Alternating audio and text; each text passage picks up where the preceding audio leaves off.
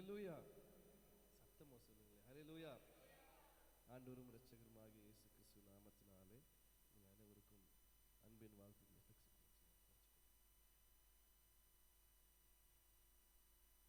இந்த நாளிலும் வந்திருக்கிற ஒவ்வொருவரையும் கர்த்தர் ஆசீர்வதிப்பாராக, பலப்படுத்துவாராக. ஆமாம், ஒரு பாதி பிரசங்கெல்லாம் முடிஞ்சிருச்சு. ஆனாலும் உங்களை கர்த்தர் இங்கே கொண்டு வந்ததுக்காக கர்த்தரை ஸ்தோத்தரிக்கிறேன். தொடர்ந்து ஜெபத்தோடு காத்திருப்போம். மார்க் எழுதின சுவிசேஷம் 7ஆம் அதிகாரம் 34ஆம் வசனத்தில் இந்த வார்த்தையை நம்ம வாசிப்போம்.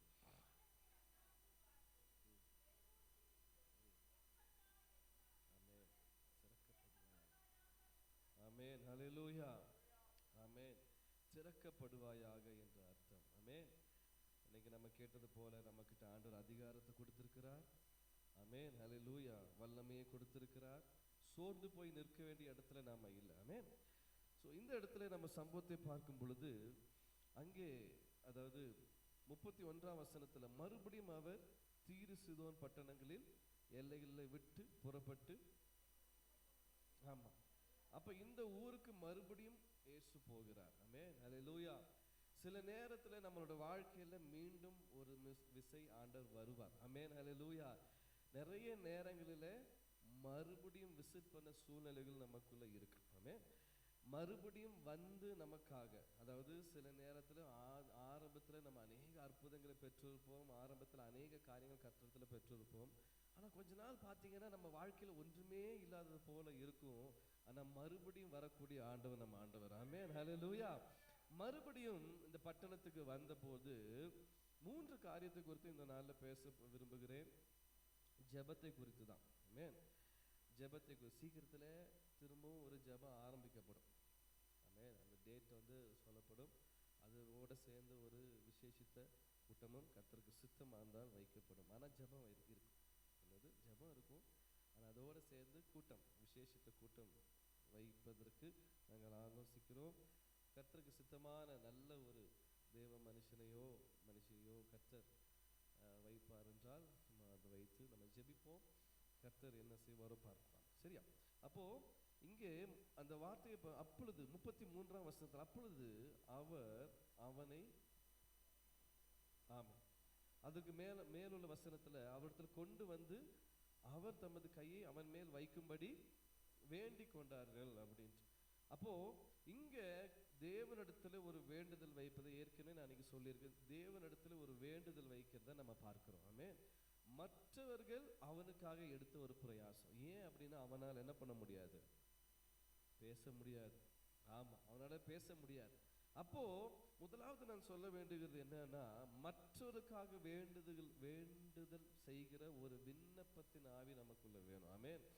நம்ம மாத்திரம் நமக்காக நம்ம ஜெபிப்பது ஒரு பக்கம் இருந்தாலும், மற்றவர்களுக்காக வேண்டுதல் செய்யும் பொழுதும் அங்க ஒரு திறக்கப்படுகிற அனுபவம் இருக்கும். ஆமென். நீங்க யோபு குறித்து அடிக்கடி சொல்லியிருக்கேன். என்னது? யோபு தன் சிநேகிதனுக்காக வேண்டுதல் செய்த பொழுது கர்த்தர் அவனுடைய சிறையிருப்பை மாற்றினார் அப்படின்ட்டு. உங்களுக்கு சிறையிருப்பு இருக்கலாம், உங்களுக்கு பிரச்சனை இருக்கலாம், ஆனால் அதனோட சேர்ந்து மற்றவர்களுக்காக ஜெபிக்கிற ஒரு அனுபவம் நம்மளுக்கு வேணும். ஆமென். நமக்காகவே ஜெபிக்கிற ஒரு அனுபவம் நமக்குள்ள இருக்குன்னா இந்த நாள்ல மாற்றிக்கொள்ளுங்க. நம்ம குடும்பத்திற்காகவே, நம்ம பிள்ளைகளுக்காகவே ஜெபிக்கிற ஒரு ஜெப அனுபவம் இருக்குன்னா இன்றைய தினத்துல மாற்றிக்கொள்ளுங்கள். மற்றவர்களுக்காக விண்ணப்பம் பண்ணுகிற ஒரு இருதயம் நம்மளுக்கு வேண்டும். ஆமென். மற்றவர்களுக்காக பரிந்து பேசுகிற ஒரு இருதயம் நம்மளுக்கு வேணும். நமக்கு பிரச்சனை என்ன அப்படின்னா, என் குடும்பம், என் புள்ள, என் வாழ்க்கை, என்னோட பிரச்சனை. ஆமா, நம்மளுக்கு பிரச்சனை இருந்துகிட்டே தான் இருக்கும். பிரச்சனை இல்லைன்னா நம்ம என்ன பண்ண மாட்டோம்? சாட்சிக்கே வர மாட்டோம், ஜெபிக்கிறதுக்கு வரணும். ஆமா, ஆண்டவரே தேட மாட்டோம். இங்க இருக்கிறவங்கிட்ட பிரச்சனையே இல்லை என் லைஃப்ல, என்னையும் சேர்த்து சொல்றேன், பிரச்சனையே இல்லை, ஒன்றும் இல்லை அப்படின்ட்டா நம்ம என்ன பண்ண மாட்டோம்? ஆண்டவரை தேடுறத அப்படியே விட்டுடுவோம். அப்போ நம்மளுக்கு பிரச்சனை இருக்கும், ஆனா நம்மளை காட்டிலும் பிரச்சனை உள்ளவர்கள் நிறைய பேர் இருக்கிறார்கள். ஆமென். நம்மளை காட்டிலும் பாடுபடுகிறவர்கள், நம்மளை காட்டிலும் பிரச்சனைக்கு ஊடாய் செல்கிறவர்கள் அநேகர் இருக்கிறார்கள். நம்மளுக்கு ஒரு இருதயம் என்ன இருக்கணும்னா, மற்றவர்களுக்காக வேண்டுதல் செய்கிற ஒரு இருதயம். இங்க பாத்தீங்கன்னா, மீண்டும் இயேசு வந்ததுக்கு அப்புறம், அப்ப முதல் தடவை இயேசு வந்தப்பவே அந்த ஊர்ல என்ன நடந்திருக்கும்? அற்புதம் நடந்திருக்கும், அதிசயம் நடந்திருக்கும். இப்போ இவர்களுக்கு என்ன பிரயாசம் அப்படின்னா, அவர்களுக்காக வேண்டுதல் செய்யவில்லை, அவர்களுக்காக, அவருடைய சுகத்துக்காக, அவருடைய ஆசீர்வாதத்திற்காக வேண்டுதல் செய்யவில்லை. அவர்கள் இயேசுவிடத்துல வந்து இவனுடைய அற்புதத்திற்காக வேண்டும். அதனால பார்த்திருக்கோம் அப்பொழுது 30 அங்கே கொன்னை வாயுடைய ஒரு செவிடனை அவரிடத்துல கொண்டு வந்து அவர் தமது கையை அவன் மேல் வைக்கும்படி, ஆமென் ஹல்லேலூயா, கர்த்தருடைய கை அவன் மேல பட்டாவே போதும் சுகமாயிருங்கிறது அவங்களுக்கு ஒரு விசுவாசம். ஆமென் ஹல்லேலூயா. அதற்கான ஒரு வேண்டுதல் அங்க நடக்கிறது. அதே போலதான் நீங்களும் எப்படி வேணா ஜெபிக்கலாம் மற்றவர்களுக்காக. இன்னைக்கு நம்ம ஜெபிக்கிறோம் பாத்தீங்களா, அந்த நைட் ப்ரேயர்ல வந்து நாங்க சில பேருக்காக நம்ம ஜெபித்தோம். அப்படி ஜெபிக்கும் பொழுது மற்றவர்களுக்காக ஜெபிக்கிற ஒரு இருதயம் வேண்டும். சில நேரம் நினைச்சிருக்கலாம், ஜெபத்துக்கு வந்தவங்களோட குடும்பத்துக்கு ஜெபிக்கவே இல்லை அன்னைக்கு. ஒருவேளை அன்னைக்கு ஒரு 4 பேர் 5 பேர் தான் உட்கார்ந்துருந்தோம். ஆனா அவர்களோட ஃபேமிலிக்காகவோ அவருடைய தேவைக்காக ஜெபிக்கவே இல்லை. ஆனா மற்றவர்களுக்காக ஜெபித்தோம். அப்போ ஒருவேளை நினைச்சிருக்கலாம், நமக்கு ஒரு வார்த்தை சொல்லி ஜெபிச்சிருக்கலாமே அப்படின்னு. இல்ல, கர்த்தர் அதை காட்டிலும் ஒரு பெரிய கிருபை கொடுத்து மற்றவர்களுக்காக ஜெபிக்கக்கூடிய ஒரு கிருபை கொடுத்திருக்கிறார். ஆமென் ஹல்லேலூயா. மற்றவர்களை நம்ம இருதயத்துல வைத்து ஜெபிக்கிறோம் பாத்தீங்களா, அது பெரிய ஒரு வேலைங்க. ஆமென் ஹல்லேலூயா. கிறிஸ்தவர்களாவே நான் ஒரு சாட்சி கேட்டிருக்கேன். ஒருத்தர் ரட்சிக்கப்பட்டு வந்தவர் எப்படி வந்தார் அப்படின்னா, இப்போ கோயிலுக்கு போனா என்ன பண்ணுவாங்க, எனக்காக, என் குடும்பத்திற்காக, என் பிள்ளைக்காக அர்ச்சனை பண்ணுங்க அப்படின்னு சொல்லுவாங்க. ஆனா சபையில மட்டும்தான் தேசத்திற்காக, மற்றவர்களுக்காக, மற்றவருடைய ஆரோக்கியத்திற்காக, பலவீனங்களுக்காக நம்ம என்ன பண்றோம், ஜெபிக்கிறோம்.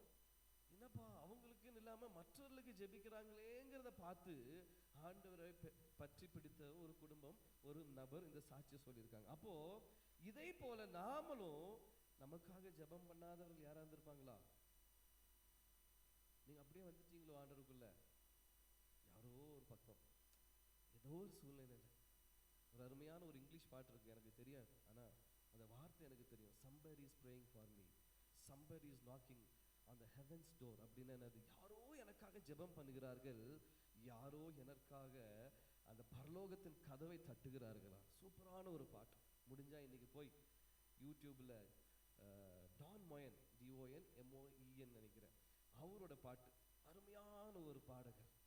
அவரோட ஒரு பாட்டிலையும் குறை கண்டுபிடிக்க முடியாது. ஆனா இந்த ஒரு பாட்டு, இதை நான் முதல் தடவை கோயம்புத்தூர்ல இருக்கும்போது அவர் அங்க வந்திருந்த போது கேட்க கர்த்தர் கிருபை கொடுத்தார். உண்மையாகவே தேவ பிரசனம் நிறைந்த ஒரு பாட்டு. இங்கிலீஷ் தெரியாட்டியும் கேட்டு பாருங்க, அதுல ஆண்டவரோட பிரசன்னம் இருக்கு. பிரசன்னம் இருந்தா புரியும். ஆமென் ஹல்லேலூயா. ஆமென். அப்போ யாரோ ஒருவர் எனக்காக ஜெபிக்கிறார் என்று ஒரு பாட்டை எழுதியிருக்காங்க. ஏன் அப்படின்னா, அவர் ஒரு சூழ்நிலைக்குள்ளாக கடந்து சென்றார். அவர் ரொம்ப வருஷமா இருந்த ஒரு மியூசிக், அந்த ஒரு கம்பெனி வந்து அவரை அதை விட்டு வெளியே வர சூழ்நிலை. ஆனாலும் கர்த்தர் அவருக்காக அநேக கரங்களை ஏற்படுத்தின போது அப்போ வந்த பாட்டு தான் somebody is praying for me, somebody is knocking heaven's door அப்படின்னு ஒரு அருமையான ஒரு பாடல். அப்போ அதே போலதான் இன்னைக்கு கர்த்தருடைய சமூகத்துல நம்ம உட்கார்ந்துருக்கோம் அப்படின்னா, யாரோ ஒருவர் நமக்காக வேண்டுதல் பண்ணின ஒரு வேண்டுதல். ஆமென் ஹல்லேலூயா. இந்த கூட்டத்துல நம்ம பார்க்கிறோமே, அந்த ஜனங்கள் கர்த்தரிடத்துல வந்து அவனுக்காக வேண்டுதல் வைக்கிறார்கள். அப்பொழுது அவனுடைய சரீரத்தில் அற்புதம் நடக்குது. முதலாவது பார்க்கும் போதுதான் அவன் என்ன ஆகுறான், அவனுடைய வாய், அவனுடைய காதும் வாயும் என்ன பண்ணுகிறது, திறக்கப்படுகிறது. இன்னைக்கு நம்ம மற்றவர்களுக்காக ஜெபிக்கும் பொழுது காது திறந்தாவே நற்செய்தி கேட்க ஆரம்பிக்கும். ஆமென் ஹல்லேலூயா. வாய் திறந்தாவே சாட்சி சொல்ல ஆரம்பிப்போம். ஆமென் ஹல்லேலூயா. அப்போ நம்ம மற்றவர்களுக்காக ஜெபிக்கும் பொழுது அவர்கள் நற்செய்தியை கேட்கிறவர்களாய் மாறுவார்கள். இன்னைக்கு நிறைய பேருக்கு நற்செய்தி இல்லை. இன்னைக்கு வெளியில நம்மளை விட்டு, சபையை விட்டு வெளியில இருக்கிறவங்களுக்கு நற்செய்தி தேவை, ஆனா நற்செய்தி இல்ல. நம்ம ஜெபிக்கும் பொழுது அவர்களுடைய காது திறக்கப்படும். ஆமென் ஹல்லேலூயா. அவருடைய காதுகளிலே நற்செய்தி விழுகிற சத்தம், தேவன் யார் என்பதோட சத்தம் அவர்களுடைய காதுகளிலே விழும். கர்த்தர் எப்படியாப்பட்டவர் என்பதும், அவர் நமக்காக என்ன செய்தார் என்கிற நற்செய்தி அவர்களுடைய காதிலே விழும். இந்த பாடுகள் மத்தியில, பிரச்சனைகள் மத்தியில கர்த்தர் எனக்காக என்ன செய்வார், ஒரு கடவுள் இருக்கிறாரா, எனக்காக ஏதாவது ஒன்று செய்வாரா என்று ஏங்கிக் கொண்டிருக்கிற காதுகளிலே நற்செய்தி விழும். எப்ப நீங்க ஜெபிக்கும் பொழுது. ஆமென் ஹல்லேலூயா. உங்க சொந்தங்களுக்காக ஜெபிக்க ஆரம்பிங்கள், உங்க நண்பர்களுக்காக ஜெபிக்க ஆரம்பிங்கள். உங்க குடும்பத்துல கர்த்தரை அறியாத, கர்த்தரை விட்டு தூரமாக இருக்கிறவர்களுக்காக ஜெபிக்க ஆரம்பிங்கள். நற்செய்தி அவர்களுடைய காதிலே விழும், அந்த காது திறக்கப்படும். ஆமென் ஹல்லேலூயா. இன்னொரு காரியம் நடக்கிறது. என்னது? அவனுடைய வாயும் திறக்கப்படுகிறது, நாவின் கட்டு உடைகிறது. இன்னைக்கு நிறைய பேர்த்தோட நாவு என்ன பண்ணப்பட்டிருக்கிறது? கட்டப்பட்டிருக்கிறது. அநேக அற்புதங்களை பெற்றுக்கொண்டும் கர்த்தரை குறித்து சொல்வதற்கு என்ன இல்ல? தைரியம் இல்ல. கடந்த வெள்ளிக்கிழமை அனிதா சிஸ்டர் ஒரு சாட்சி சொன்னாங்க. ஆமா, எப்படி சொன்னாங்க தெரியுமா? கர்த்தரையே சொல்லுன்னு சொல்ற வரைக்கும் அவனால என்ன பண்ண முடியல? சொல்ல முடியல. பயம், தயக்கம். இதெல்லாம் சொல்லுமா? இதெல்லாம் ஒரு சாட்சியா? இல்லங்க. கர்த்தருக்கு சித்தமா தான் நீங்க சொல்லுங்க. சாட்சி இருக்கா? தைரியமா சொல்லுங்க. நேரம் கொடுக்கப்படும். ஒரு தடவை நேரம் கொடுக்கப்படும். அது சாட்சியே பிரசங்கமா மாறிட்டு அடுத்த தடவை என்ன ஆகி வரும்? சாட்சி பேப்பரா மாறி வரும். என்கிட்ட கொடுங்க, நான் உங்களுக்காக சாட்சி சொல்லிடுறேன். ஏன்னா நிறைய இடங்கள்ல சபைகளில் சாட்சிக்கு நேரம் கொடுக்காத என்ன அப்படின்னா எந்திரிச்சுன்னு என்ன பண்ணிடுவாங்க? முதல்ல பாட ஆரம்பிப்பாங்க. சோத்திரம் செய்வேனே அப்படின்னு முழு பாட்டை பாடி அதுக்கப்புறம் என்ன பண்ணுவாங்க? பஸ் ஏறினதும் இறங்கினதும் அதுல எந்த காலு செருப்பு மாத்தி போட்டேன்னு எல்லாத்தையும் சொல்லி அதுக்கப்புறம் தான் ஆண்டவர் அதிக நேரம் யாருக்காக சாட்சி சொல்லுவாங்க தெரியுமா? சாத்தான் என்ன என் வாழ்க்கையில செஞ்சாங்கிற சாட்சி சொல்லிட்டு கடைசியில ஒரு நிமிஷத்துல கர்த்தர் என்னை பாதுகாத்தான்னு முடிச்சிருவாங்க. ஆமென், ஹல்லேலூயா. இதுல சாட்சி. கர்த்தர் என் வாழ்க்கையில என்னென்னலாம் செய்தார். பிசாசு செஞ்சதெல்லாம் சாட்சி இல்லைங்க. பிசாசோட வேலையே அதுதான். எப்படி? சத்துரோட வேலை என்னது? நம்மளை கெடுக்கிறதா, நம்மளுக்கு பிரச்சனை கொண்டு வரதா. அதை ஒரு பெரிய பிரச்சனை இல்லாம அதை ஒரு சம்மரியா சொல்லிட்டு கர்த்தர் இதன் மத்தியில எனக்காக எப்படி நின்றார், எனக்காக எப்படி யுத்தம் செய்தார் அப்படிங்கிற ஒரு சாட்சி. ஆமென், ஹல்லேலூயா. இனி வரும் நாட்கள் இந்த நியூ இயர் டைமாவது நாங்க சொல்லும் போது ஒவ்வொருத்தரும் என்ன பண்ணுங்க? சாட்சி சொல்லுங்க. வருஷத்தின் கடைசியில் அந்த வருஷத்தின் முழுவதும் கர்த்தர் நடத்தின அந்த பாதைகளை ஒரு வரியாவது கர்த்தர் எனக்காக, என் குடும்பத்தை, என் பிள்ளைகளை, என்னுடைய குடும்பத்தின் காரியங்களை இப்படி செய்தார் என்ற சாட்சியை சொல்லுங்க. உங்க நாவு கட்டு உடையட்டும். நீங்க ஜெபிக்கும் பொழுது மற்றவருடைய நாவு கட்டு உடையட்டும். ஆமென், ஹல்லேலூயா. ஏன் அப்படின்னா எப்பத்தா அப்படின்னு சொல்லப்படும் பொழுது திறக்கப்படும். ஆமென், ஹல்லேலூயா. இந்த வார்த்தையை மறந்துடாதீங்க. நீங்க ஜெபிக்கும் பொழுது மற்றவருடைய வாழ்க்கைக்காக, மற்றவருடைய பிரச்சனைக்காக ஜெபிக்கும் பொழுது எப்பத்தா என்று சொல்லுங்க. அதிகாரத்தோடு சொல்லுங்க. நீங்க உங்க வாழ்க்கையில அநேகர் கர்த்தரிடத்துல திருப்பக்கூடிய ஒரு பெரும் ஆயுதமாக கர்த்தர் உங்களை மாற்றுவார். ஆமென், ஹல்லேலூயா. கர்த்தர் அதற்காக உங்களை வைத்திருக்கிறாருங்க. ஏதோ சபைக்கு வந்தா ஞாயிற்றுக்கிழமை சர்ச்சைக்கு வராம போனா என்ன ஆயிருமா? ஒரு மாதிரி இருக்குமா. அது கொஞ்ச நாள், அதுக்கப்புறம் பழகி போயிடும். என்னது? வந்து போனா போதும். நிறைய சபைகளில் இது ஒரு பெரிய பிரச்சனை. வந்து போனா போதும். எது? சர்ச்சை அட்டன் பண்ணிட்டா அந்த வாரத்துக்கான கடமையை நான் என்ன பண்ணிட்டேன்? முடிச்சிட்டேன். இல்லை, இது மாறணும். கர்த்தருக்காக ஏதோ ஒன்று செய்யணும். கர்த்தர் நம்ம வாழ்க்கையில, கர்த்தர் நம்ம குடும்பத்துல ஒரு பிரச்சனை முடிஞ்சா இன்னொரு பிரச்சனை வரும். அந்த பிரச்சனையை சொல்லாதீங்க. கர்த்தர் அதுக்கு முன்னாடி செஞ்ச அற்புதத்தை சொல்லுங்க. சத்துரு அப்படிதான் கொண்டு வருவான். ஒரு பிரச்சனை முடிச்சதுக்கு அப்புறம் இன்னொரு பிரச்சனை நம்ம வாழ்க்கையில கொண்டு வருவான். உடனே அதை வச்சுக்கிட்டு ஆண்டவரே, பார்க்கறவங்க கிட்ட எல்லாம் அழுகிறது, பார்க்கறவங்க கிட்ட எல்லாம் பேசுறது. இப்படி ஒரு பிரச்சனை தெரியுமா? இப்படி ஏங்க, அதுக்கு முன்னாடி கர்த்தர் ஒரு அற்புதம் செய்தாரு. அதற்கு முன்னாடி கர்த்தர் நம்முடைய வாழ்க்கையில ஒரு பெரிய காரியம், அதை ஏன் நாம திறந்து சொல்ல முடியறது இல்லை? எங்கேயாவது யாருக்கிட்டையாவது டைரக்டா ஃபர்ஸ்ட் கர்த்தர் என்னை இப்படி எல்லாம் வச்சிருக்காரு தெரியுமா, என்னை ஒரு குறையெல்லாம் வச்சிருக்காரு தெரியுமா, இப்படி யாராவது சொல்றீங்களா? இல்ல. முதல்ல வர்றது என்னது? இருக்கிற பிரச்சனை. ஆனா அதை மாறட்டும்.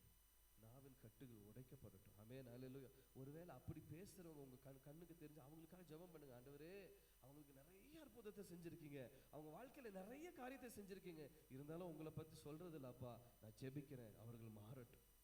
ஆமென். ஒவ்வொருவரும் ஒரு சூழ்நிலையிலிருந்து இன்னொரு சூழ்நிலைக்கு நம்ம என்ன பண்ணி தான் வந்திருக்கோம். நம்மளும் அப்படி இருந்து தான் வந்திருப்போம். நம்மளும் அடுப்புல அப்படியே ஒரே சாட்சியா சொல்லி எல்லாம் வந்ததில்லை. குறையா பேசி கூட நம்ம என்ன பண்ணிருப்போம், வந்திருப்போம். ஆனா மற்றவர்கள் அப்படி இருக்கும்போது நீங்க ஜெபம் பண்ணுங்க. ஒருவேளை அவங்க அறியாமையில இருக்காங்க, ஒருவேளை அவர்களுக்கு தெரியாம அதை சொல்லுகிறார்கள். நேரம் கிடைக்கும் போது கர்த்தரை குறித்து சொல்லுங்க. உங்க வாயில நல்ல, அதாவது விசுவாசம் உள்ள வார்த்தைகள் வரட்டும் என்று சொல்லுங்க. ஆமென், ஹல்லேலூயா.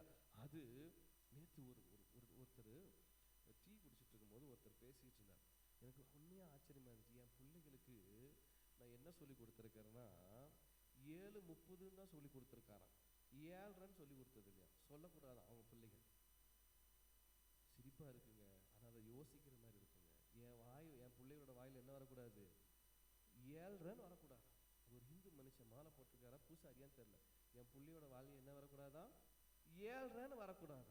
வரலாம், நீங்கெல்லாம் 7:30 சொல்லலாம், ஒன்றும் இல்லை, நம்மளுக்கு 7:30 வராது. ஆனா அவர் சொல்றது என்னன்னா, நாவில என் பிள்ளைக்கு அந்த 7:30 ஒரு வார்த்தை கூட வரக்கூடாதுங்கிறத சொல்லி கொடுக்குறாராம். அப்படின்னு இன்னொருத்தர், அதாவது ஹாஸ்பிட்டல் போயிட்டு வந்திருக்காரு, ரொம்ப மாசம், எப்படி இருக்கீங்கன்னு கேட்கும் போது தான் ஆரம்பிச்சது. இருக்கேன்னு சொன்னார். இருக்கேன்னு சொல்லாதீங்க, நல்லா இருக்கேன்னு சொல்லுங்கன்னு சொல்லி தான் இவர் சொன்னார். அந்த மனுஷன் கேட்க மூஞ்ச பார்த்தாவே தெரியுது, அது 1 வீக்கா 2 வீக்கா அப்படி அந்த அளவுக்கு இருக்கார். ஆனா அவர் சொல்லி கொடுக்கறது என்ன தெரியுமா, உங்க வாயில என்ன இருக்கு வரக்கூடாது, அவிஸ்வாசம். யாருங்க? இந்த மனுஷன், ஆண்டவர் அறியாத மனுஷன். ஆனா நம்ம கொஞ்ச நேரம் உட்காந்து பேசினா எங்க இருந்துதான் தண்ணீர் வருமோ தெரியல, இந்த அப்படியே கொட்டும், தண்ணீரோடு சேர்ந்து பெரிய ஆயுதமாகிய தண்ணீரோடு சேர்ந்து எல்லாம் வந்துடும். வரும்போதே ஆப்போசிட்ல இருக்கிறவங்க உருகிடணும் அந்த தண்ணீர். இல்லை, கர்த்தருடைய பிள்ளைகள் இனி நம்ம நாவல விசுவாச அறிக்கையை சொல்லணும். ஆமென், ஹல்லேலூயா. சாட்சி சொல்லணும். அவன் அப்படிதாங்க பண்ணா. அவன் வாய் திறக்கப்பட்டவனே கர்த்தர் என்ன சொன்னாரு, நீ இதை ஒருவனிடத்திலும் பிரசித்தம் பண்ணாதான். ஆனா அவன் சும்மா இருந்தானா?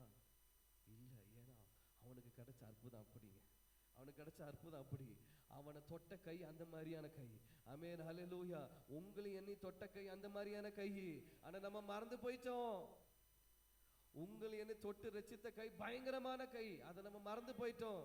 நம்ம என்ன நினைக்கிறோம், நடக்காத ஒண்ணு நடந்தாதான் சாட்சி. இல்ல அப்படிதானே?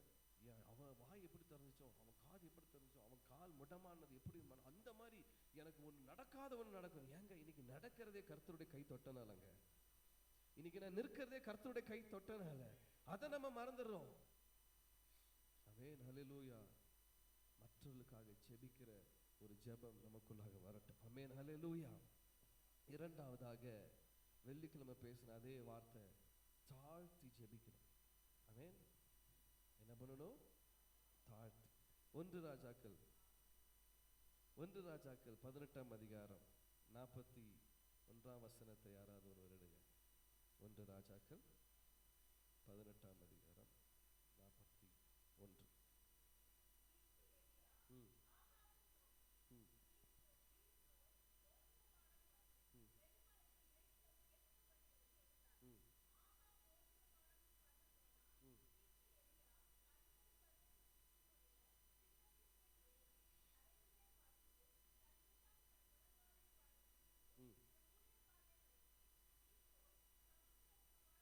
போதும். ஹல்லேலூயா. இங்க இன்னொரு வசனத்தை நான் வாசிக்க விரும்புகிறேன். யாக்கோபு 5:17 முதல் 18 வரை. 17-18, 5ஆம் அதிகாரம் 17-18. ம் ம் ம் ம் ம்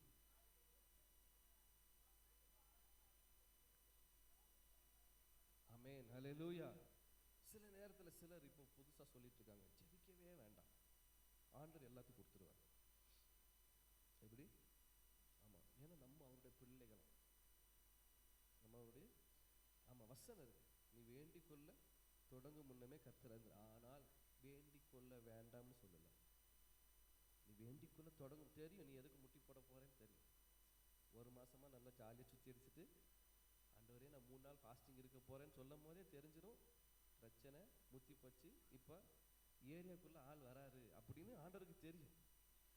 ஆமா, இப்பதான் ரூட்டுக்குள்ள வராரு. அப்பவே சொன்னாங்கல்ல, சில நேரத்துல ஆண்டவர் அவரே தடை பண்ணுவார். எதுக்கு? நீங்க ஏரியாக்குள்ள உள்ள வரணும், நீங்க சுத்தி அடிச்சுட்டு இருப்பீங்க, வாங்க அப்படின்னு. ஆனா வேண்டிக்குள்ள தொடங்கும் முன்னாடி கர்த்தர் அறிவார் நீ எதுக்கு தான் முழங்கால் போடுறேன். ஆமென், ஹல்லேலூயா. ஆனா இங்க எலியா கருத்தாய் ஜெபம் பண்ணினானா 3 வருஷம். ஆமா, நம்ம அப்படியெல்லாம் ஜெபிக்க வேண்டாம். அதெல்லாம் பழைய ஏற்பாட்டுல சில தீர்க்கதரிசிகள் இருந்தாங்க. கருத்தாய் ஜெபிக்கும் பொழுது மழை என்னாச்சா? ஏன் அப்படின்னா அவனுக்குள்ள ஒரு வைராக்கியம், இந்த ஜனங்களுக்கு ஒரு புத்தி வரணும். அவர்கள் பாகாலை தேடி போய் கொண்டிருந்தார்கள். ஆமென். பாகாலை தேடி போய் கொண்டிருக்கும் போது இவன் கருத்தாய் ஜெபம் பண்ணும் பொழுது மழை நின்றது. 3 வருஷம். ஆமா, ஆனா எலியாக்கு ஆண்டவர் போஷித்தார், அவனுக்கு எந்த குறையும் இல்லை. ஆனா 3 வருஷம் மழை இல்லாத பொழுது திருப்பியும் ஜெபிக்கிறான். எப்படி ஜெபிக்கிறான் அப்படின்னா, தன்னை தாழ்த்தி ஆமென், ஹல்லேலூயா. வெள்ளிக்கிழமையே சொன்னேன், தீர்க்கதரிசிகள் அந்த நாட்களிலே அவருடைய வாயிலிருந்து வர வார்த்தைகளை ரொம்ப என்ன பண்ணாங்க, அப்படியே பெற்றுக்கொண்டார்கள். அதனால தான் சபிக்க ஒருத்தன் கூட்டிட்டு போனான் இஸ்ரவேல் ஜனங்களை, சபி அப்படின்னு கூட்டிட்டு போனான். ஏன் தெரியுமா? வாயிலிருந்து வந்துட்டாவே அவன் சபிச்சுக்கப்பட்டுவான் அப்படிங்கிறத அந்நாட்களிலே தீர்க்கதரிசிகளை பயங்கரமா பார்த்தார்கள். ஆனா இன்னைக்கு ரொம்ப ஜாக்கிரதையா இருக்கும். இன்னைக்கு தீர்க்க தரிசனம் வேணும் தான், ஆனா தீர்க்க தரிசனம் நிறைவேறுவதற்கு நம்ம சரியா இல்லைன்னா ஒண்ணும் நடக்காது. இந்த சபையில எத்தனையோ பேருக்கு எத்தனையோ தீர்க்க தரிசனம் கிடைச்சிருக்குல்ல, எத்தனையோ தீர்க்கதரிசிகள் வந்து சொல்லியிருக்காங்கல்ல, அப்படித்தானே? எனக்கும் சொல்லியிருக்கிறார்கள், உங்களுக்கும் சொல்லியிருக்கிறார்கள். ஏன் இன்னும் நிறைவேறல? ஏன் இன்னும் நிறைவேறல? அந்த ஏரியாக்கே நம்ம இன்னும் வரல. அதை பெற்றுக்கொள்ற அளவுக்கு நம்ம தகுதியானவர்களாய் மாறல. இங்க எலியா தன்னை தாழ்த்துகிறான். அவன் ஒரு பெரிய தீர்க்கதரிசி தான், அவன் சொன்னா நடந்துச்சு. ஆனா திருப்பியும் என்ன பண்றான் தெரியுமா? தன்னை தாழ்த்தி, தன் எனது தலை முழங்கால் படிய தாழ்த்தி அவன் போய் பார்க்கல, அவன் ஜெபித்து கொண்டே இருக்கிறான், தன் வேலைக்காரனை அனுப்புகிறான். இன்னைக்கு பிரச்சனை என்ன தெரியுமா? ஜெபம் பண்றதுல ரொம்ப நம்ம என்ன பண்ணி போயிட்டோம், பின்தங்கி போயிட்டோம். நம்மளை தாழ்த்தி ஜெபம் பண்றதுல பிரச்சனை வரும்போது மாத்திரம் வந்து உட்கார்ந்து ஒரு 3 நாள் ஜெபம், 4 நாள், 5 நாள், 6 நாள், இன்னும் பிரச்சனை அதிகமாச்சுன்னா 30 நாள், இன்னும் பிரச்சனை அதிகமாச்சுன்னா தெரியாது. ஆனா நம்ம ரொட்டீனா வைத்திருக்கோமா சில ஜெபங்களை? நம்மளை நாமளே கர்த்தருடைய பாதத்துல தாழ்த்தி ஜெபிக்கிற ஒரு அனுபவம் இருக்கா அப்படின்னா, எலியாவை போல ஒரு அனுபவம் நம்மளுக்கு வேணும். அந்த வசனம் அழகா இருக்கு, எலியா நம்மை போல. ஆமா, பைபிள் காலேஜ்ல ஏற்கனவே சொல்லியிருக்கேன், ஒருத்தர் அவசரத்துல என்ன சொல்லிட்டாரு, எலியா நம்மை போல மாடுள்ள மனுஷன் தான் சொல்லிட்டாரு. அந்த வசனத்தை டக்குன்னு வாசிக்கும் போது தப்பித்தர், இங்க நிறைய பேர் இருக்கும் அப்படி. என்னது வாசிக்கும் போது மாடுன்னு மாறும், எல்லாம் மாறும். ஆனா ஜாக்கிரதை இல்லை, மாடுள்ள மனுஷன் இல்ல, பாடுள்ள மனுஷன். ஒரு தீர்க்கதரிசிக்கும் நம்மளை போல என்ன இருக்கு, பாடு இருக்கு. இருந்தாலும் நம்ம என்ன பண்ணணும், அவனை போல தாழ்த்தி ஜெபிக்கிற ஒரு அனுபவத்துக்குள்ள வரணும். ஆமென், ஹல்லேலூயா. தாழ்த்தி ஜெபிக்கிற அனுபவம் எனக்கு போன வாரம் சொன்னார்ல, அதாவது 2 பேர் ஆலயத்துக்குள்ள போறாங்க. ஒருத்தன் யாரு உள்ள, இன்னொருத்தர் வெளியே இருக்கிறது யாரு? பாவியா? ஆயக்காரன். ஆமா, நீங்க பாவின்னு சொல்லுங்க, ஆண்டவரே பாவின்னு சொல்லல. ஆமா, பாவி இல்ல, ஆயக்காரன். ஆனா அவன் அல்ல, இவனே என்னன்னு சொன்னாராம், நீதிமான்னு சொன்னாராம். அப்ப ஆண்டவர் யார் பக்கத்துல நின்று இருக்காரு? ஆமாங்க, அந்த வார்த்தையிலே நிறைய அர்த்தம் இருக்கு. நான் வந்து தூரத்துல இருக்கிறவங்களை என்ன சொல்லுவேன், அவங்க இல்ல, இப்ப பக்கத்துல எப்சி இருக்கா, இவகிட்ட கொடுங்க அப்படின்னு சொல்லுவேன். இந்த புக்கை அவங்க கிட்ட கொடுக்காம இவங்க கிட்ட கொடுங்க நான் யார்கிட்டயா சொல்றேன் அப்படின்னா, நான் யார் பக்கத்துல நிக்கிறேன்? எப்சிக்கிற இவகிட்ட இருக்கிறதுனால இவன் சொல்றேன். அதே போல அங்க உள்ளுக்குள்ள என்ன சொல்றான் ஒருத்தன் பரிசேயன், நான் தசமபாகம் கொடுக்கிறேன், உபவாசம் இருக்கிறேன், எல்லாம் சொல்றான்.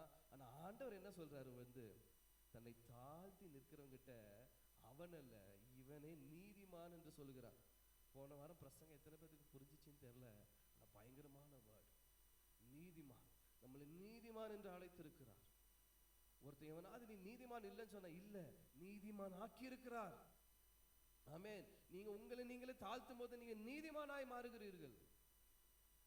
ஆமென், ஹல்லேலூயா. அப்ப எலியா இங்க தன்னைத்தானே தாழ்த்தி மழைக்காக ஜெபிக்கும் பொழுது அங்க என்ன பார்க்கறாங்க, கையளவு மேகத்தை பார்க்கும் பொழுது அவன் என்ன பண்றான், ஓடுகிறான்.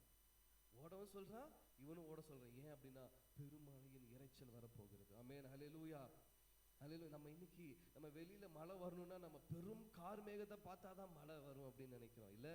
ஆனா கர்த்தருடைய மனுஷன் அவனோட பார்வை பாருங்க, கையளவு ஒரு அடையாளம் பார்த்தா போதும், திறக்கப்பட்டுருச்சுன்னு அர்த்தம். ஆமென், ஹல்லேலூயா. ஒரு சின்ன அடையாளம் பார்த்தா போதும், முழுசா நடந்தாதான், முழுசா மேகம் மூடுனாதான் மழை இல்ல. அவன் சொன்னது என்ன, நான் கையளவு மேகத்தை பார்க்கிறேன், ஓடுங்க. ஆமென், ஹல்லேலூயா. ஏன் அப்படின்னா கர்த்தர் எழுந்தருளி விட்டார், கர்த்தர் எந்திரிச்சிட்டாரு. அவர் இப்ப பெரும் மழையை கொடுக்க போறாரு. அந்த மழையில மாட்டணும்னா நம்ம முடிஞ்சோம். ஆமென், ஹல்லேலூயா. அப்ப கர்த்தர் திறக்கும் பொழுது, கர்த்தர் வானத்தின் மதகுகளை திறக்கும் பொழுது அது என்ன அர்த்தம் அப்படின்னா ஆசீர்வாதத்தின் அர்த்தம். அதை அப்படியே சொன்னான். ஆமென், ஹல்லேலூயா. இது எழுதி வச்சிருக்கேன், மழை ஆசீர்வாதத்தை குறிக்கிறது. ஆமென், ஹல்லேலூயா.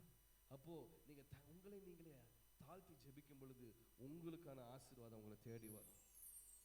ஆமென், அல்லேலூயா. உங்களுக்கான ஆசீர்வாதம் தேடி வரும். உங்களுக்கான எது கிடைக்க வேண்டுமோ உங்களை நீங்கள் தாழ்த்தும் பொழுது அது கிடைக்கும். ஆமென்.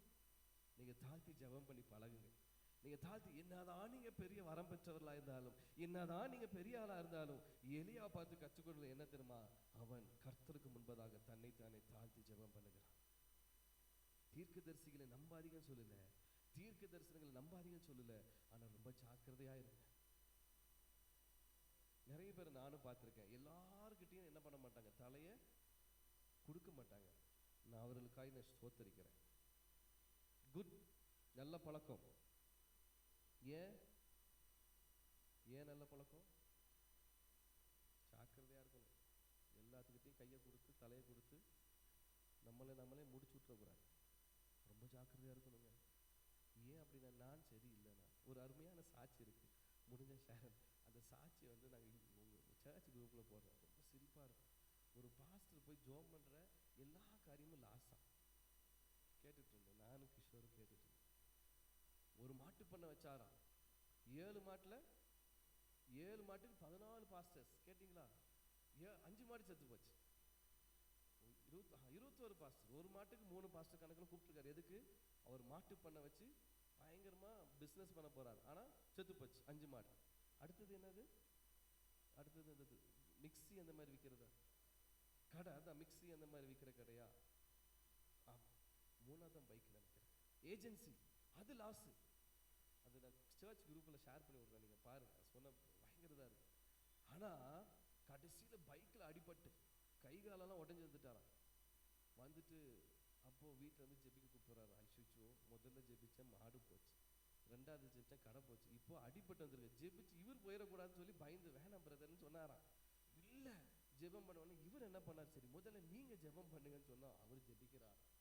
அப்போதான் வாயிலிருந்து உண்மைகள் வருதான். ஆண்டவரே, 7 மாட்டுல 5 மாட்டுக்கு தாயத்தை கட்டினது தப்புதான்ப்பா, என்ன மன்னிங்க பாச்சு.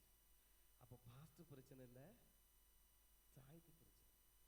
2வது ஆமா, 600 ரூபா பொருளை 300 ரூபா பொருளை 600 ரூபாய்க்கு, எப்படின்னா 660 ரூபான்னு சொன்னாதான் அவங்க கடைசிக்கு குறைச்சு ஒரு 400-450 ரூபாய்க்கு வருவாங்க. ஆனா ரேட் எவ்வளவுதான், நியாயமான விலை. ஆமா, அப்படி வித்திருக்காரு. அதுல எவனோ தூக்கிட்டு போயிட்டான். அப்படி அந்த சாட்சி. அப்போ பிரச்சனை எங்க அப்படின்னா யார்கிட்ட? ஆமா, லாஸான அவர்கிட்ட. நம்ம எவ்வளவு பெரிய தீர்க்கதரிசிகிட்ட போய் கையை கொடுத்தாலும் மண்டையை கொடுத்தாலும் நம்ம திருந்தலைன்னா நம்மளுக்கு நடக்காது. என்ன பாஸ்டர் இப்படி சொல்றாரு? ஆமா, நடக்காது.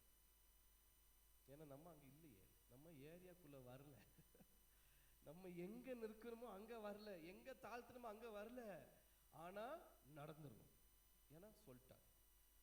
என்னது? தீர்க்கதரிசி சொல்லிட்டார். தீர்க்கதரிசியிலிருந்து வருகிற வாயிலிருந்து வர வார்த்தையை ஆமேன் என்று ஏற்றுக்கொள்ளலாம். ஆனா அதை பெற்றுக்கொள்ற இடத்துக்கு போக வேண்டிய இடம் யார் கையில இருக்கு? என் கையில இருக்கு. என் கையில இருக்கு. எத்தனையோ ஊழியக்காரங்க வந்திருக்காங்க, எத்தனையோ ஊழியக்காரங்க சொல்லியிருக்காங்க. நான் ஆமேன் என்று அதை அப்படியே ஏற்றுக்கொள்ளும். ஏன் அப்படின்னா ஒவ்வொருட ஊழியக்காரங்க வரல வார்த்தை கர்த்தருடைய வார்த்தை. ஆனா கிடைக்கிறதும் கிடைக்காதது என் கையில இருக்குங்க. ஆமென், அல்லேலூயா. நம்ம தாழ்த்தி நம்மளை ஜெபிக்க பழகணும். நம்ம தாழ்த்தி ஜெபிக்கும் பொழுது பெருமலையின் சத்தம் கேட்டதா? நீங்க உங்களை நீங்களே தாழ்த்தி ஜெபிக்கும் பொழுது அந்த அடைக்கப்பட்ட வானத்தின் மதகுகள் திறக்கப்படும். அது என்ன அப்படின்னா ஆசீர்வாதத்திற்கான அடையாளம். ஆமென், அல்லேலூயா. பெருமலையின் சத்தம் கேட்கும். பெரும் ஆசீர்வாதத்தின் காரியங்கள் உங்க வாழ்க்கையில பார்ப்பீர்கள். ஆனா உங்களை நீங்க தாழ்த்தணும். 3வதாக தனிமையான ஜெபம். ஆமென். தனிமையில இருக்கும் பொழுது நீங்க பிரச்சனையில இருக்கீங்க, ஆனாலும் என் கூட 5 பேர் இருந்தாதான் ஜெபிப்பேன் அப்படின்னு இல்லை. நீங்க தனியா முழங்கால் படிட்டாலும் கர்த்தர் உங்களுக்காக பேசுவார். ஆமென், அல்லேலூயா. அப்போஸ்தலர் 9ஆம் அதிகாரத்தை எடுத்துக்கொள்ளுங்கள். அப்போஸ்தலர் 9ஆம் அதிகாரம் 11ஆம் வசனத்தை எடுங்களேன். 9.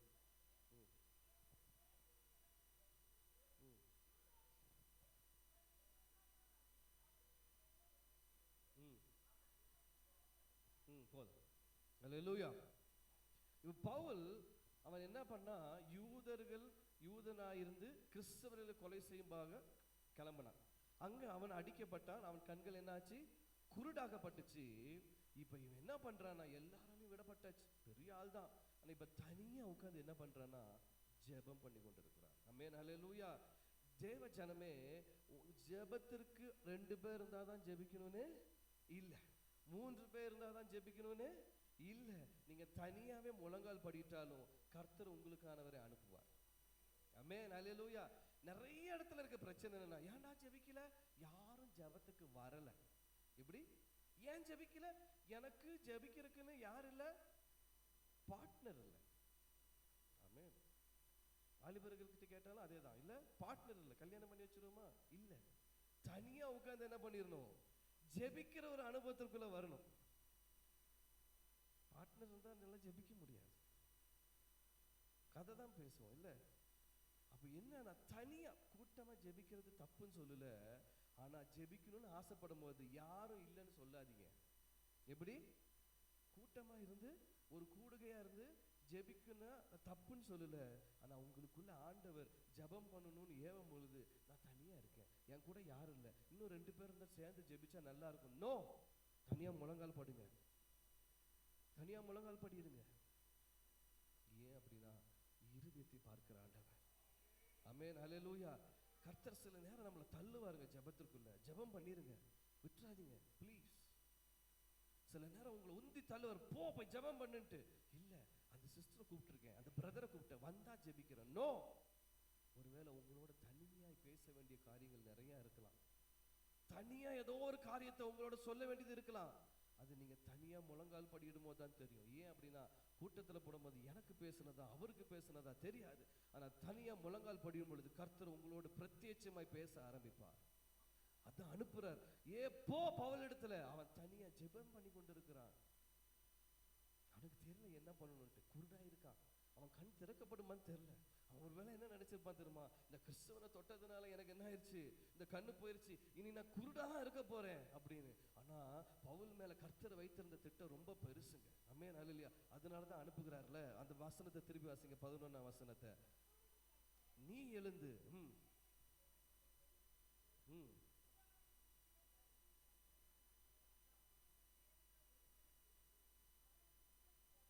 ஆமென், ஹல்லேலூயா. அவன் இப்பொழுது ஜெபம் பண்ணி கொண்டிருக்கிறான். பிரேயர் பண்ணிட்டு இருக்கும் போதே அவனுக்கான வாசல் திறக்கப்படுகிறது. பிரேயர் பண்ணிட்டு இருக்கும் போதே அவனுக்கான வாசல் திறக்கப்படுகிறது. ஆமென், ஹல்லேலூயா. இந்த வார்த்தையை கேட்டு கொண்டிருக்கிற தேவ ஜனமே, சில நேரத்துல நீங்க ஜெபம் பண்ணி கொண்டிருக்கும் போதே வாசல் திறக்கும். அது உங்களுக்கு தெரியாது. நீங்க தனியா முழங்கால் படிக்கிற அந்த அனுபவம் வரணும்.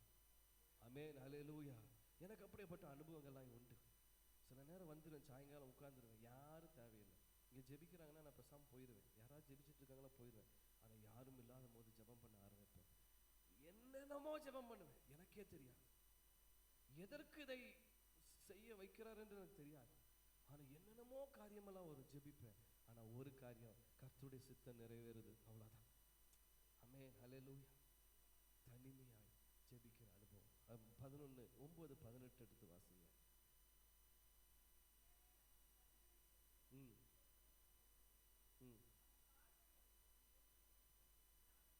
ஆமென், ஹல்லேலூயா, ஹல்லேலூயா. நீங்க தனியா கர்த்தரோட உறவாட ஆரம்பிச்சிட்டீங்கன்னா, நீங்க கர்த்தருடைய வார்த்தையை கேட்கிற அளவுக்கும் கர்த்தருடைய தரிசனங்களை காண்கிற அளவுக்கும் கர்த்தர் உங்கள் கண்களை திறப்பார். ஆமென், ஹல்லேலூயா. அவன் கண் திறந்த உடனே அவன் ஞானஸ்தானத்துக்கு என்று ஒப்பு கொடுத்தான். ஹல்லேலூயா. அவன் நேரம் யோசிக்கவே இல்லை. கர்த்தரிடத்திலிருந்து பெற்று கொண்ட உடனே அவன் கர்த்தருக்குள்ள வர ஆரம்பிச்சுட்டான். ஆனா கர்த்தர் அவன் மேல் வச்சிருந்த திட்டம் என்ன தெரியுமா? நீங்க கீழே வாசிச்சீங்கன்னு தெரியும், 16ஆம் வசனம். அவன் என்னுடைய நாமத்தின் நிமித்தம் எவ்வளவாய் பாடுபட வேண்டும் என்பதை நான் அவனுக்கு காண்பிப்பேன் என்றான். அப்ப இந்த கண் குருடா இருக்கிறது பாடில்ல, இன்னும் வரப்போறதுதான் பாடு. நீங்க கண் திறக்கப்பட்டுருச்சுன்னு வச்சுங்களேன், நீங்க தரிசனம் பார்க்க ஆரம்பிச்சிட்டீங்க, கர்த்தரோட உறவாட ஆரம்பிச்சிட்டீங்கன்னா பாடுகளுக்குள்ள போவீங்க. ஆனா உங்களை கொண்டு செய்ய வேண்டிய காரியங்கள் பெருசா இருக்கும். ஆமென், ஹல்லேலூயா. கண் திறக்கப்பட வேண்டும். தரிசனங்களை காண்கிற கண்களாக நம் கண்கள் மாற வேண்டும். ஆமென், ஹல்லேலூயா. ஏதோ சும்மா திறக்கப்படணும்னு இருக்கக்கூடாது, தரிசனம் பார்க்கக்கூடிய கண்களாய் மாறணும். ஆமென், ஹல்லேலூயா. கர்த்தரோடு உறவாடுகிற ஒரு உறவு நமக்குள்ள இருக்கணும். பிரச்சனை வரும்போது மாத்திரம் வருகிறது இல்லைங்க, எப்பொழுதும் எப்பொழுதும். நான் சிலருக்காய் ஸ்தோத்திரிக்கிறேன். ஒரு நாள் வைத்திருக்கிறார்கள், அந்த நாளிலே அவர்கள் குடும்பத்திற்காக பிள்ளைகளுக்காக ஜெபிக்கிறார்கள். அவருக்காய் கர்த்தரை ஸ்தோத்திரிக்கிறேன். அதை கண்டினியூ பண்ணுங்க. எந்த பிரச்சனை வந்தாலும் எந்த சூழ்நிலை வந்தாலும் அதை விடாதீங்க. உங்களுக்கு அது சரியாயிட்டாலும் சரி, ஒருவேளை உங்க பிள்ளைக்காக ஜெபம் பண்றீங்க, ஒரு பிரச்சனைக்காக ஜெபம், அது சரியாயிட்டாலும் அடுத்ததும் ஜெபம் பண்ணிக்கிட்டே இருங்க. புது பிரச்சனை வர்றதுக்குள்ளேயே நீங்க தடுத்து விடுவீர்கள். ஆமென், ஹல்லேலூயா. கர்த்தர் உங்களுக்கு தந்திருக்க அந்த கிருபைக்காய் ஸ்தோத்திரம். ஆமென், ஹல்லேலூயா. அதே போல நான் சொல்றேன், இங்க இருக்கிற பேரண்ட்ஸ், விசேஷமாய் பெண்களுக்காக சொல்கிறேன். உங்களுக்கு நேரம் இருக்கா, நீங்க ஒரு நாள் ஒதுக்கி உங்க பிள்ளைகளுக்காக ஜெபம் பண்ணுங்க. ஆமென், ஹல்லேலூயா. சிறு பிள்ளையா இருந்தாலும் பரவாயில்ல ஜெபம் பண்ணுங்க, பெரிய பிள்ளையா இருந்தாலும் பரவாயில்ல ஜெபம் பண்ணுங்க, கல்யாண குடும்பம் ஆயிட்டாலும் பரவாயில்ல ஜெபம் பண்ணுங்க. நீங்க ஜெபிக்கிற ஜெபம் அவர்களை பாதுகாக்கும். ஹல்லேலூயா. தனியா அதுக்கு நீங்க குடும்பமா உட்கார வச்சு தான் ஜெபிக்கணும்னு இல்லை, தனியா வீட்டுக்கு ஒருத்தர் போதுங்க. நான் சொல்றேன், வீட்டுக்கு ஒருத்தர் போதும். நிறைய பேர் எல்லாம் வேண்டாம், வீட்டுக்கு ஒருத்தர் எழும்புனா போதும், உங்க குடும்பம் கட்டப்படும், உங்க குடும்பம் பாதுகாக்கப்படும். ஆமென், ஹல்லேலூயா. நான் இங்க ஊழியனா நிற்பதற்கு காரணம் நான் அல்ல, என் அம்மாவின் ஜெபம். ஹல்லேலூயா. என் ஊழியக்காரருடைய ஜெபம், என் ஊழியக்காரர்களுக்காக அம்மாக்காக நான் ஸ்தோத்தரிக்கிறேன். பாரப்பட்டு ஜெபிப்பாங்க. நான் வேறாவது தப்பா போனேன், நீ ஊழியத்துக்கு போக வேண்டியவன்டா, அங்க போகாதரான்னு சொல்லுவாங்க. அந்த தரிசனத்தை பெற்றிருந்தார்கள். என் மேல இந்த தரிசனம் அவங்களுக்கு தெரிந்திருந்தது. அதே போல ஊழியக்காரர்களுக்கு தெரியும். இங்க இருக்கிறவர்கள் ஊழியர்களையும் ஊழியக்காரர்களையும் கனம் பண்ணுங்க. ஆமென், ஹல்லேலூயா. எந்த விதத்திலையும் சரி, அவர் வாயிலிருந்து வருகிற வார்த்தைக்கு கனம் பண்ணுங்கள். குத்தி பேசுறாருன்னு நினைக்காதீங்க. உங்களை குத்தி பேசி, உங்களை குத்தி குத்தி சொல்லி ஒரு பிரயோஜனம் இல்லை. நீங்க திருந்தினீங்கன்னா கர்த்தர் மகிமைப்படுவார். ஆமென், ஹல்லேலூயா. நான் எனக்கு கொடுக்கப்பட்டிருக்கிற விசுவாசிகள் எல்லாம் சூப்பர் விசுவாசிகள். என்னை நிறைய திட்டிருக்கேன், நிறைய பேசியிருக்கேன். இருந்தாலும் யாரும் என்கிட்ட மூஞ்ச தூக்கியோ எதிர்த்து பேசுனதோ இல்லை. ஆனால் நான் என்ன சொல்றேன்னா, என்னை போல எந்த ஊழியக்காரர், நான் என்னதான் பேசுறீங்க அப்படி சொல்ல, எந்த ஊழியக்காரர் அவங்க எதாவது செய்யறாங்களா அவங்களுக்காக ஜெபம் பண்ணுங்க. நான் அடிக்கடி சொல்லுவேன், ஜான் ஜெபராஜ் அப்படி போறான், ஜெபம் பண்ணுங்க. அவன் கர்த்தரால் அழைக்கப்பட்டவன், அவன் திருந்தணும். ஜெபம் திருந்தலையா, அவன் தன் இருதயத்தை கடினப்படுத்துறானா, அது அவன் பாடு. ஏன்னா நிறைய நேரத்துல கிறிஸ்தவர்கள் என்ன பண்றாங்க, இருதய கடன், எவ்வளோ கர்த்தர் பேசினாலும் திருந்த மாட்டாங்க, எவ்வளோ பிரத்யேகமா தீர்க்க தரிசனம் வந்தாலும் திருந்த மாட்டாங்க, அது அவங்க பாடு. ஆனா நீங்க அவங்களுக்காக அவங்கள குறை பேசி நீங்க என்ன பண்ணாதீங்க. ஆமா, ஆனா அடிக்கடி நான் சொல்லுவேன், தயவு செய்து மொபைல்ல இந்த பாஸ்டர்ஸ் பத்தி குறை பேசுற ஒரு 4-5 யூடியூப் இருக்கு, தயவு செய்து பார்க்காதீங்க, தயவு செய்து பார்க்காதீங்க. அந்த பழக்கம் இருக்குன்னா இன்னையோட கட் பண்ணுங்க, இன்றையோட அதை கட் பண்ணுங்க. அவன் பேசுவதெல்லாம் உண்மை போல இருக்கும், அது உண்மையா இருக்காதுங்க. இன்னைக்கு கோயம்புத்தூர்ல இருக்க பென்ஸ் பாஸ்டர் பத்தி நிறைய விஷயம் இருக்கு, உண்மையா உண்மையிலேன்னு தெரியாது. நீங்க பேச ஆரம்பிச்சீங்கன்னா பென்ஸ் பாஸ்டர் அப்படி பார்க்க ஆரம்பிச்சிருவீங்க. வேண்டாங்க, அது அவங்க ஊழியம், அது அவங்க பாடு. அவர் பாவம் பஞ்சாரு, அவர் அதை பண்ணாருன்னா கர்த்தர் பார்த்துக்குவார். நீங்க அதை பேசி பாவத்துல விழுந்துறாது, நீங்க அதுல பேசி கர்த்தரை விட்டு வழி விலகிறாதீங்க. முடிஞ்சா ஜெபம் பண்ணுங்க, முடியல நான் அமைதியா இருக்கு. ஏன்னா கர்த்தர் கடைசி நாள்ல இதுக்கும் கணக்கு கேட்பார். ஆமென், ஹல்லேலூயா. விட்டுருங்க, அவன் பாவம் பண்றான், அவன் வாழ்க்கை சரியில்லை, அவன் ரூட்டு மாறுது, விட்டுருங்க. அவனுக்காக ஜெபம் பண்ணுங்க.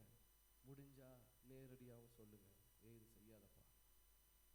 உங்களுக்கு அந்த இடத்துல அந்த உரிமை கொடுத்துருக்காருன்னா, ஒருவேளை ஒரு ஊழியர் சொல்லுங்க, வேண்டாம் இது தப்புன்னு சொல்லுங்க. ஆனா அதோட விட்டுருங்க. ஊழியங்களையும் குறை சொல்வதை நிப்பாட்டுங்க.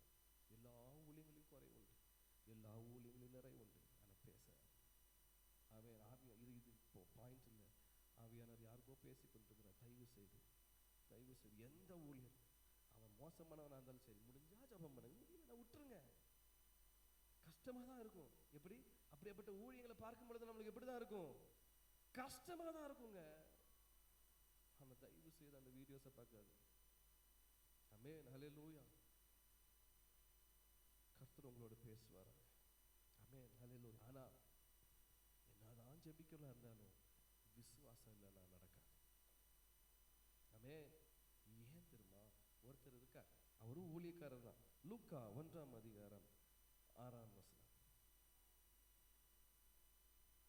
சீக்கிரத்தில் முடித்தேன்.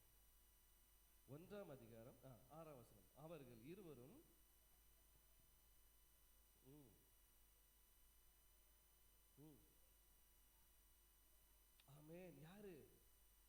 சகரியாவும் எலிசபெத்தும் இவர்கள் கர்த்தருக்கு முன்பதாக எப்படியாப்பட்டவர்களா? குற்றமற்றவர்களா? ஆமென், ஹல்லேலூயா. எத்தனை பேர் சொல்லுங்க நானும் குற்றமற்றவன்? ஹல்லேலூயான்னு சொல்லுங்களேன். சந்தோஷமா சொல்லுங்க. இப்பதான் போன வாரம் அவ்வளோ பிரசங்கம், நான் நீதிமான் நீதிமான் கேட்டு யாரா சொல்லுங்க, நான் குற்றமற்றவன் சொல்லுங்க, நான் நீதிமான். ஆமென், ஹல்லேலூயா. ஆனால் 13ஆம் வசனம்,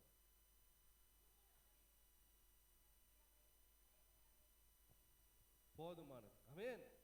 அப்போ இவன் வேண்டுதல் செய்து கொண்டிருக்கிறான். எதுக்காக? என்ன வேண்டுதல் கேட்கப்பட்டது?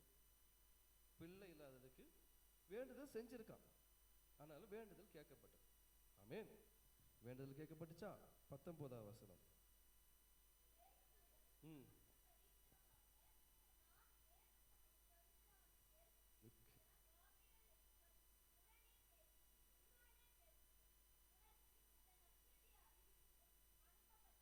ஆமென், ஹல்லேலூயா. அவன் அடுத்தது யாரு? கர்த்தருடைய வார்த்தையை கேட்கிற கிருபை பெற்றவன். ஃபர்ஸ்ட் என்னது? உத்தமன். ரெண்டாவது யாரு? நீதிமான். மூணாவது இங்க அதாவது பிரேயிங் மேன், அதாவது ஜெபிக்க கூடியவன், ஒரு காரியத்துக்காக ஜெபித்து கொண்டிருக்கிறவன்.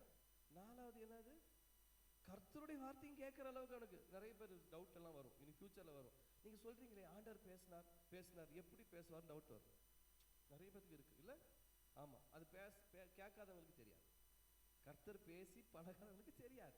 அப்ப அது நீங்க கேட்கும்போது நாங்க சொல்லி தரோம் எப்படி பேசுவாரு. எப்படி பேசுவாருன்னா மோகன் சிலாசரஸ் மூலியமா பேசுவாரு அப்படின்னு சொல்ல மாட்டோம். வசனத்தின் மூலியமா பேசுவாரு. தீர்க்கதரிசி மூலமா பேசுவார்னு சொல்ல மாட்டோம். நீங்க ஜெபிக்கும் பொழுதும் வசனம் வாசிக்கும் போதும் பேசுவாரு. திடீர்னு கர்த்தருடைய வார்த்தையை கேட்கும் போதும் பேசுவாரு. இப்படின்னு சொல்லி கொடுப்போம். இப்படிதான் பேசுவார். இங்க தூதனை அனுப்பி பேசுகிறார். இப்ப நானும் அதே பொசிஷன்ல தான் நிக்கிறேன். ஒரு தூதன்ங்கிற ஒரு இடத்துல, ஒரு அம்பாசிடர்ங்கிற இடத்துல. இப்படிதான் எந்தெந்த ஊழியக்காரங்க பிரசங்கிக்கிறாங்களோ அவர்கள் எங்க இருக்காங்க? ஒரு தூதன் கர்த்தருடைய வார்த்தையை எடுத்து உங்களிடத்துல கொடுக்கிற. இப்ப இங்க ஒரு தூதன் வந்து கர்த்தருடைய வார்த்தையை பேச. அப்ப அவனுக்கு என்ன ஆயிடுச்சு? வார்த்தையை கேட்கிற, கர்த்தருடைய வார்த்தையை கேட்கிற கிருபையும் இருக்கு. அடுத்தது 20ஆம் வசனம்.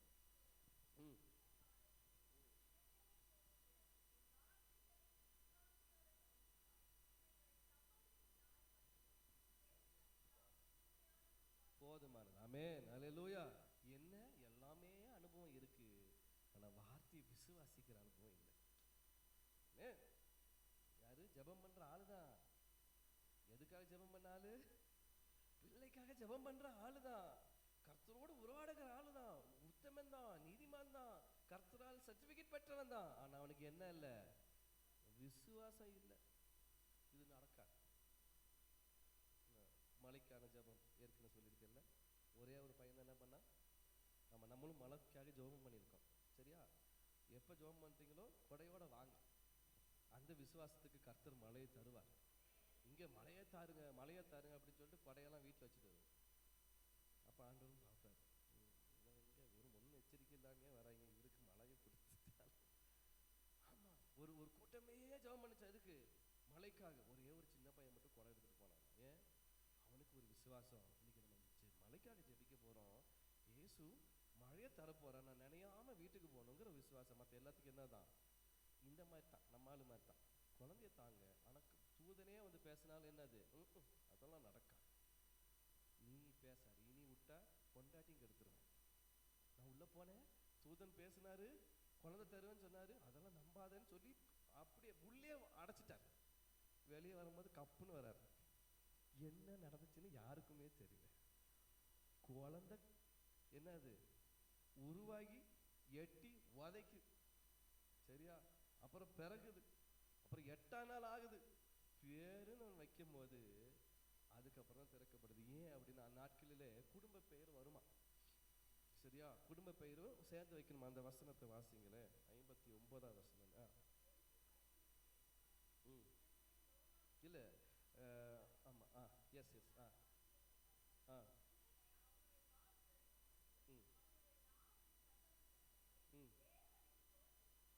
ஆமா, ஹல்லேலூயா. அப்போ பேர் என்ன எழுதுறாரு அவரு? யோவான் எழுதுறாரு. ஆனா குடும்பத்தார் என்னன்னு பேசிட்டு இருக்காங்க? இவன் பேசுறது இல்ல, பேசாம என்ன பண்ணுவோம்? சகரியான்னு வச்சு விட்டுருவோம். அப்படின்னு சொல்லி ஏதோ பிளான் பண்ணி, என்னது ஏதோ சகரியா டேவிட் இப்படி ஏதாவது பிளான் பண்ணியிருப்பாங்க போல இருக்கு, ஏதாவது வச்சிருக்கலாம். ஏன் அப்படின்னா இவன் தான் வாய் திறக்க மாட்டேங்கிறானே. அந்நாட்களிலும் இந்நாட்களிலும் யார் தான் குடும்ப தலைவர் சொல்லுங்க? அந்நாட்களிலும் இந்நாட்களிலும் குடும்ப தலைவர் யாரு தான்? அங்க சொல்ல மாட்டேங்கிறாங்க, அதையும் இங்கதான் சொல்றாங்க. தலைவர் யார் என்பதும் எங்கிருந்து தான் வருது, இங்கிருந்து தான் வருது. சந்தோஷம், பரவாயில்ல, உங்களை அந்த ரேஞ்சில் தான் வச்சிருக்காங்க. ஆனால் என்ன அப்படின்னா இந்த இடத்துல அந்த பேரு எழுதுறான் என்னன்னு, யோவான். அதுக்கு முன்னாடியே எலிசபெத்தும் என்ன பேர் வச்சிருந்தா, யோவான் தான். அப்படி எழுத உடனே அவன் வாய் திறக்கப்படுகிறது. ஆமென், ஹல்லேலூயா.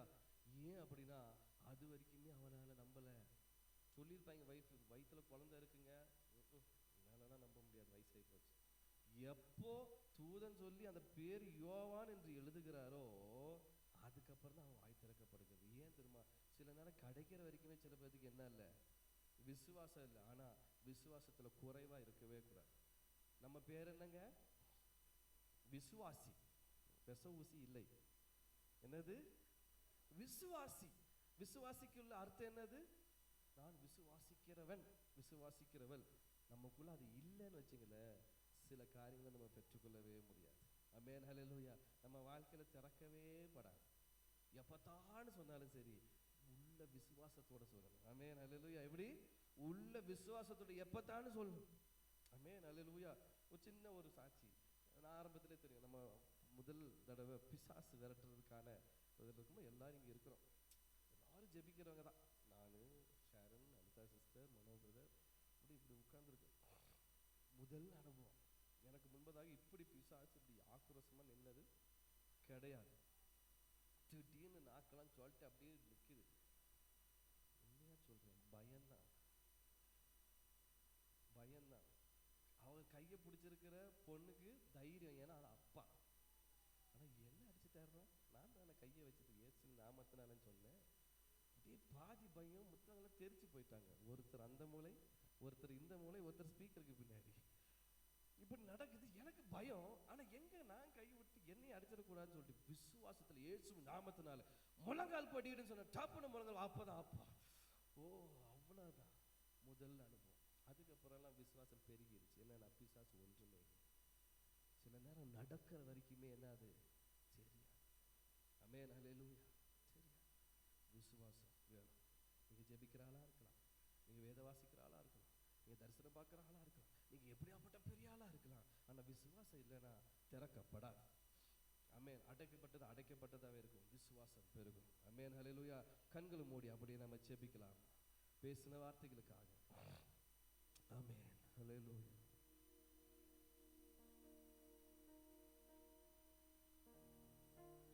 ரிபாபா ஷந்தர துரியந்தர ரிபாகதல ஷேரியந்தரமோ. அப்படியே ஒப்பு கொடுங்க,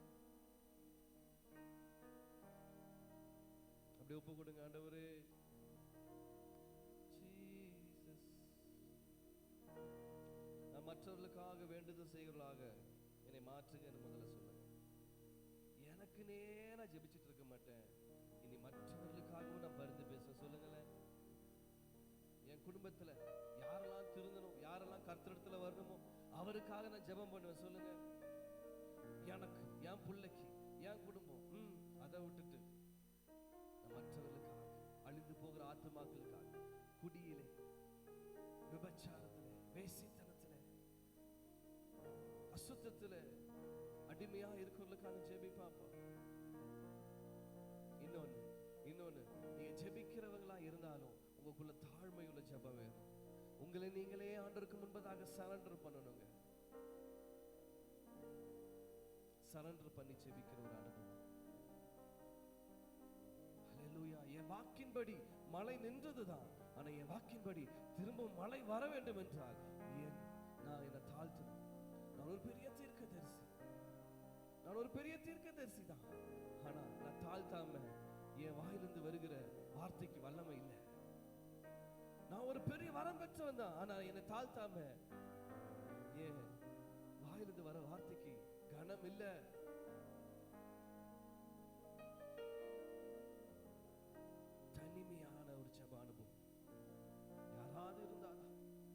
2 பேர் இருந்தாதான். என் கூட யாருமே இல்லை, அதனால தான் ஜெபிக்கிறது இல்லை. என் கூட ஜெபிக்கிறதுக்கு யாருமே வரதில்லை. நோ, தனிமையா முழங்கால் படிட்டு கர்த்தரோட பேச ஆரம்பிங்க.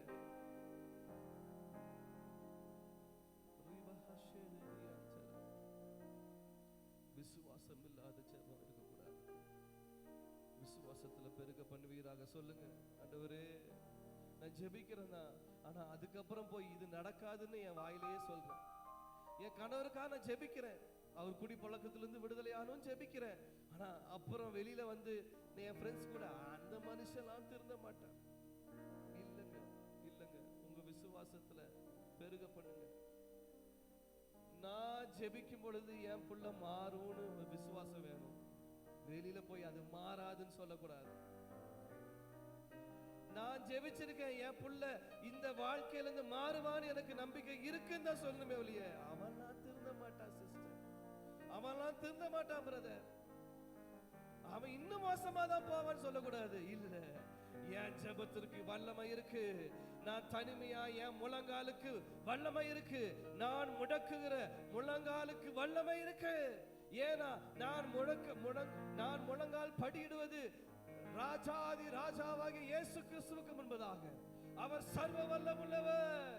அவர் எனக்கு அந்த அதிகாரத்தை தந்திருக்கிறார். எப்பதா என்று சொன்னாலே திறக்கப்படும் என்று.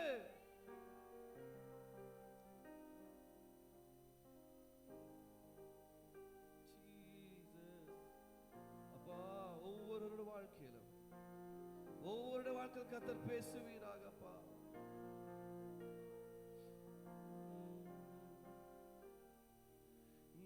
என்னை தருகிறேன் உம் கரத்தில், என்னை படைக்கிறேன் உம் பாதத்தில்.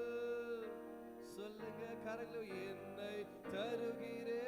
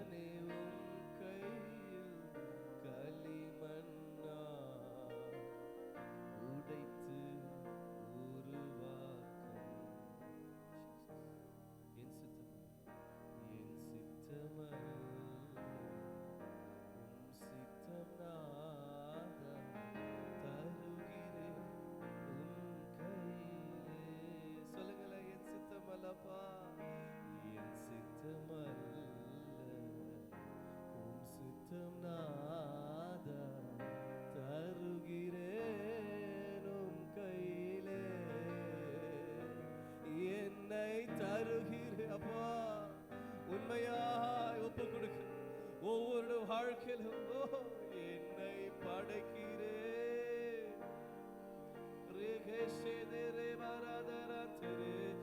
என்னை தருகிறேன் உம் கரத்தில், என்னை படைக்கிறேன் உம் பாதத்தில்.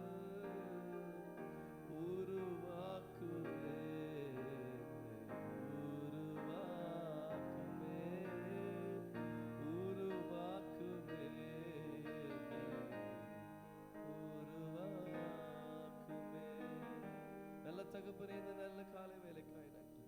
நீர் பேசின ஒவ்வொரு வார்த்தைக்காக ஸ்தோத்திரம். தொடர்ந்து எங்களோடு பேசுவீராக. எங்கள் வாழ்க்கையில, எங்கள் குடும்பங்களிலே திறக்கப்பட வேண்டிய காரியங்கள் திறக்கப்படட்டும் அப்பா.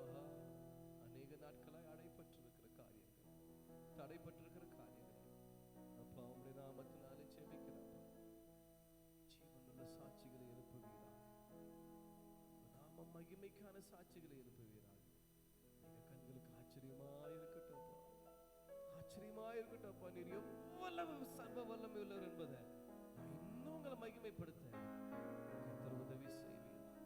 ஆச்சரியமாய் அதிசயமாய் நடத்தும் தேவ கிருபையின் கரத்துல ஒப்பு கொடுக்க உடைய நாம மாத்திரம் மகிமைப்படட்டும். அந்த ஒவ்வொருவரையும் ஆசீர்வதிங்க. கரம் இருக்கட்டும், ஆசீர்வாதத்தின் கரம் இருக்கட்டும். தேவைகளை சந்திங்க, பரிபூர்ணமாய் நடத்துங்க அப்பா. சத்துரு சோதிக்காதபடி பாதுகாத்துக் கொள்ளுங்க. மீட்பும் இரட்சகருமாக இயேசுவின் நாமத்தில் பிதாவே. என் ஆத்துமாவே கர்த்தரை ஸ்தோத்திரி, முழு உள்ளமே பரிசுத்த நாமத்தை ஸ்தோத்திரி. என் ஆத்துமாவே